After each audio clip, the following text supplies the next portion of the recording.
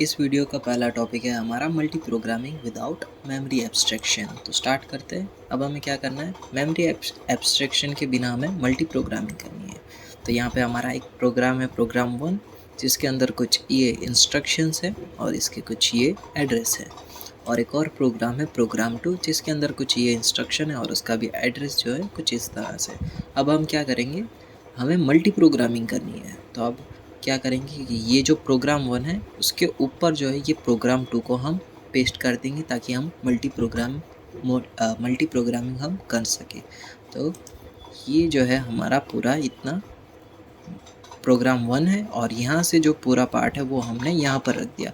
और ये जो 16380 था उसको हमने यहाँ से 16384 से कंटिन्यू किया है। ठीक है, ये जो इतना हमारा प्रोग्राम 1 और इतना जो है प्रोग्राम 2 हो गया। ठीक है, यहाँ पे आपने इतना तो कर लिया, पर यहाँ पे जो जंप 28 है वो किसे कॉल कर रहा है, कंपेयर को।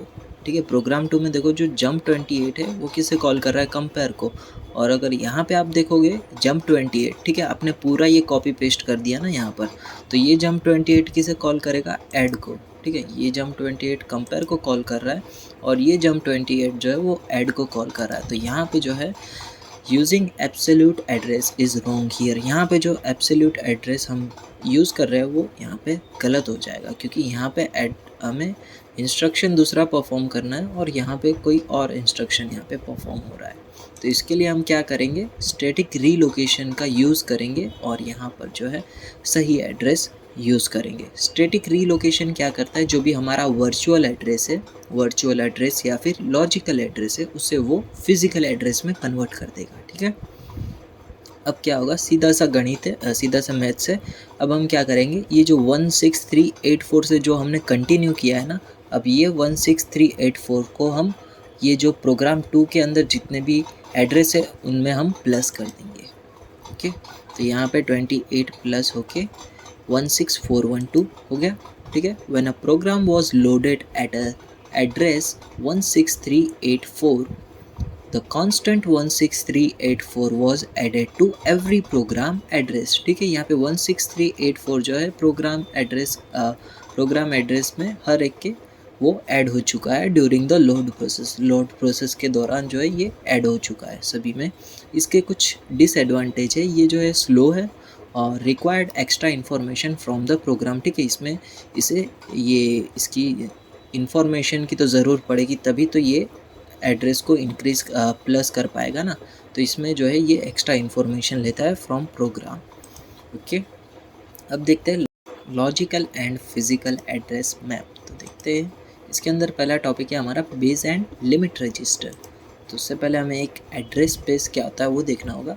Address space is a set of addresses that a process can use to address the memory. Process को जो है एड्रेस करना है मेमोरी को, तो वो क्या यूज़ करेगा, एक सेट ऑफ एड्रेस, उसे हम कहते हैं address space. An address space is a range of valid addresses in memory. ये दूसरी उसकी डेफिनेशन है कि एड्रेस स्पेस क्या है, मेमोरी में एक वैलिड एड्रेसेस की रेंज है जो प्रोग्राम या फिर प्रोसेस के लिए अवेलेबल होती है। ठीक है, इसमें हमारे पास दो रजिस्टर है, एक बेस और दूसरा है लिमिट। बेस रजिस्टर क्या करता है, स्टार्ट एड्रेस, यानी बेस रजिस्टर क्या है, start address of a program in physical memory. Physical memory, अभी ये जो हमने देखा था वो फिजिकल मेमोरी के लिए था।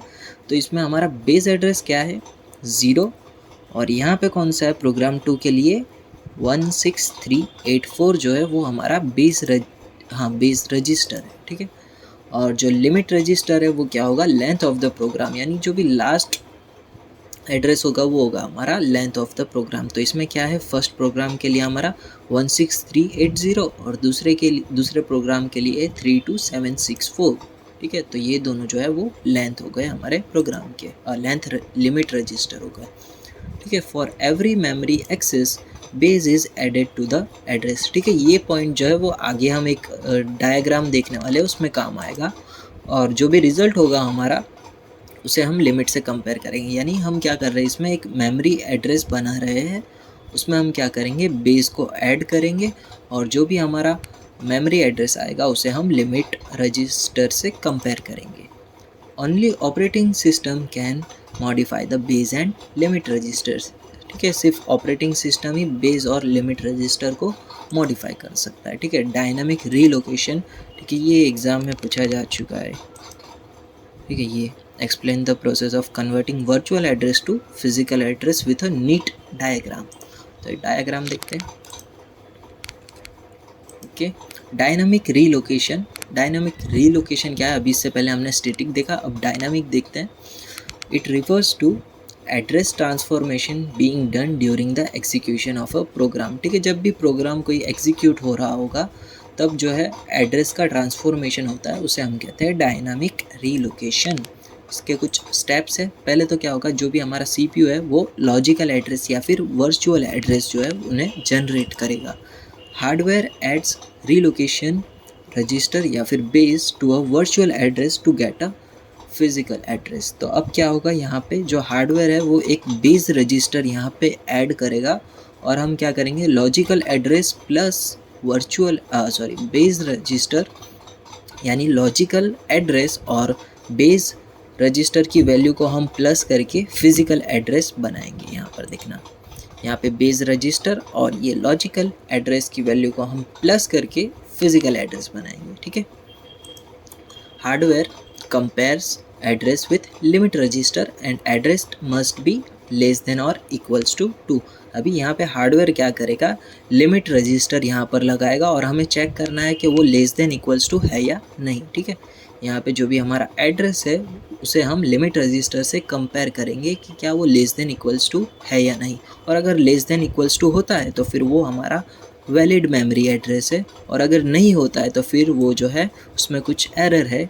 If test fails the processor takes an address trap and ignore the physical address. और अगर मेमोरी लिमिट रजिस्टर से ज़्यादा आता है, लेस देन इक्वल्स टू नहीं आता है, तो फिर उसे हमें क्या करना है, इग्नोर कर देना है। ओके तो यहाँ तक रखते हैं।